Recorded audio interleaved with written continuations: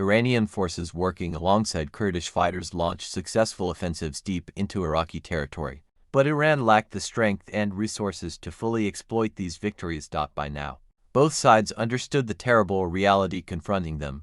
The war had become a nightmare neither nation could truly win. In July 1987, the United Nations called on both Iran and Iraq to cease hostilities and return to pre-war borders under Resolution 598. At first, both governments rejected the proposal. Neither Saddam Hussein nor Ayatollah Khomeini wanted to appear weak or admit failure. But by 1988, exhaustion was consuming both countries. Nearly 1 million people had been killed or wounded during 8 years of war. Entire cities had been destroyed. Economies were collapsing. Generations of young men had vanished into trenches, minefields, and chemical clouds. Still, Saddam Hussein prepared one final massive offensive. Before launching it, Iraq carried out one of the most infamous atrocities of the war. On March 16, 1988, Iraqi aircraft and helicopters attacked the Kurdish town of Halabja with chemical weapons. Shortly after, Iranian-supported Kurdish forces had taken control of the area. Nerve gas and poison chemicals spread through the town, killing around 7,000 civilians and injuring thousands more.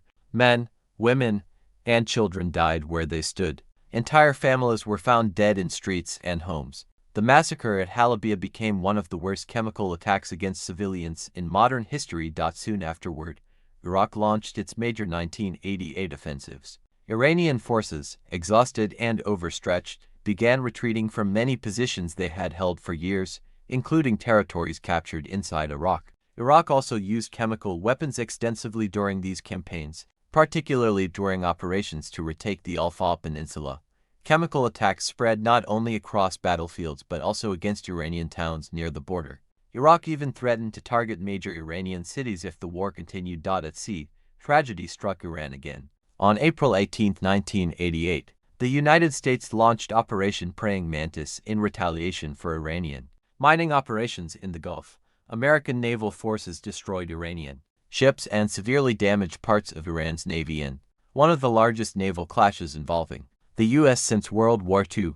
Then, on July 3, 1988, disaster struck when the American warship USS Vincennes mistakenly identified an Iranian civilian airliner as a hostile military aircraft and shot it down over the Persian Gulf.